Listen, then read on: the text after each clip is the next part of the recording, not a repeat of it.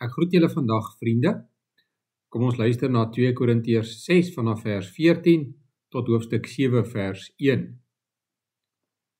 Moenie met ongelowiges in dieselfde juk trek nie. Hoe kan daar vennootskap wees tussen reg en onreg? Hoe kan daar gemeenskap wees tussen lig en duisternis?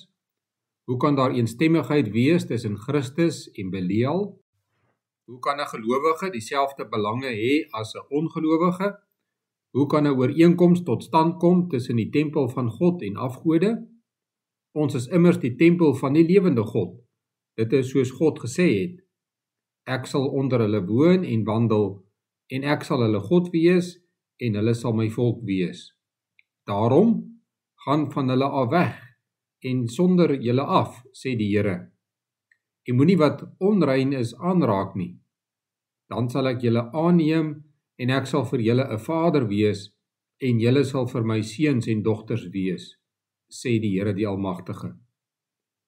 Geliefdes, hierdie beloftes is ook vir ons. Laat ons dan reinig van alles wat liggaam en gees verontreinig, en ons in gehoorsaamheid aan God volkome aan hom toewy. Ons lees tot sover uit die woord van die Here. Hierdie gedeelte wat ons vandag gelees het, is geskryf soos 'n toebroodjie. Die 2 snytjies brood is 2 soortgelyke opdragte aan die begin en die einde van hierdie gedeelte. Tussenin, soos ham en kaas, kry ons die rede vir die opdragte en ook 'n aanmoediging. Kom ons kyk eers na die opdragte.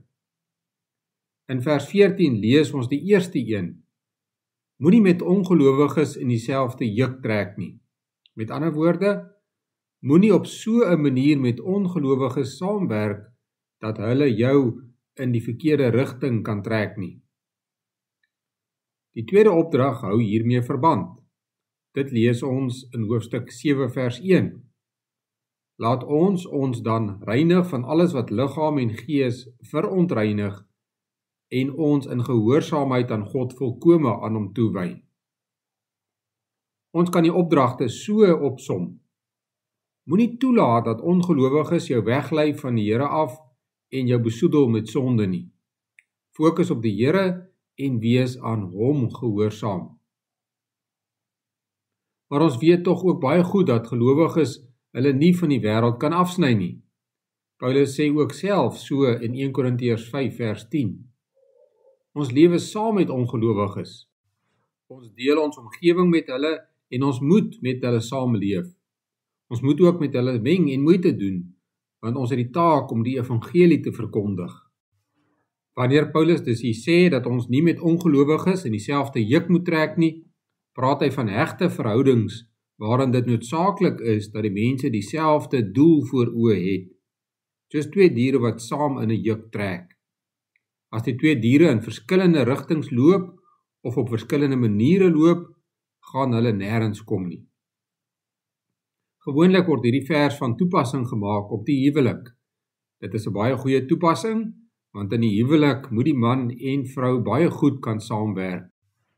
Maar ons kan dit ook van toepassing maak op 'n hegte vriendskap, op mense wat saam aanbid, en op vennote in 'n besigheid. Dit bring ons by die binnekant van hierdie toebroodjie, die rede vir die opdrag. Hier is 5 redes. Daar kan nie 'n vennootskap wees tussen reg en onreg nie. Daar kan nie gemeenskap wees tussen lig en duisternis nie. Daar kan nie eensstemmigheid wees tussen Christus en Belial nie. Daar kan nie 'n ooreenkoms wees tussen die tempel van God en afgode nie. Gelowiges en ongelowiges het nie dieselfde belange nie. Gelowiges en ongelowiges is dus net te verskillend. Dit is ondenkbaar om te verwag dat hulle suksesvol in 'n baie noue verhouding moet saamwerk. Vir die Here is niks natuurlik onmoontlik nie. Daarom is daar baie mooi verhale van mense wat op bekering gekom het as gevolg van 'n gelowige huweliksmaat of 'n baie goeie vriend. Maar die Here beveel nie so 'n situasie vir 'n gelowige aan nie. Hy gee ons die opdrag om met ongelowiges te meng en ons Christus reuk aan hulle af te gee. Maar hy waarsku ons ook om ons afstand te hou, sodat hulle onreinheid nie aan ons afsmeer nie. Dit maak natuurlik die lewe vir gelowiges nog moeiliker. Ons kan nie sommer met enige iemand 'n liefdesverhouding aanknoop en trou nie. Ons moet dink oor wie ons regte vriende is. Ons moet goed nadink oor die tipe persoon met wie ons in 'n sakevennootskap gaan. Dit is moeilik om die regte mense te vind wat naby jou kan leef. Dit maak ons soms eensaam. Die Here weet al die dinge en daarom herinner Paulus ons ook aan 'n paar beloftes wat die Here reeds in die Ou Testament aan sy kinders gemaak het. God beloof om by ons te woon en te wandel, om ons God te wees en van ons sy volk te maak, en om ons aan te neem en vir ons 'n Vader te wees. Dink dis baie mooi oor die mense met wie jy assosieer. As jy 'n lewensmaat soek, soek na 'n gelowige. Hou jouself heilig. Dit is spesiaal, skoon en afgesonder vir die Here. Wy jou lewe aan hom toe en wees aan hom gehoorsaam.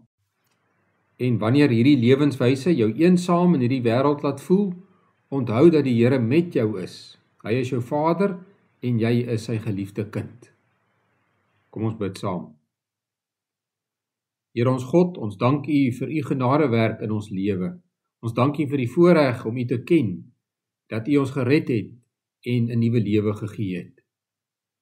Ons bid dat U vir ons wysheid sal gee in ons verhoudinge en vriendskappe, dat ons ook die regte vriende in ons lewe sal kies. En dat ons 'n positiewe invloed op ongelowiges rondom ons sal hê, dat ons sal kan getuig van die hoop wat in ons lewe. Ons bid vir medegelowiges wat op reis is. Ons vra dat U hulle sal bewaar op die pad en dat hulle veilig by hulle bestemming sal uitkom. Wil U tog ook U bewarende hand oor ons paaie hou, dat dit veilig sal wees, en gee vir elke bestuurder wysheid in die besluite wat hy of sy neem. Ons bid vandag ook vir weeskinders en kinderhuise. Ons gebed is dat U met hulle sal wees, dat hulle U vaderlike goedheid en versorging sal ervaar, en dat U ook aan ons kinderhuise die middele sal gee om hulle werk te kan doen. Ons bid al die dinge deur U groot genade alleen. Amen.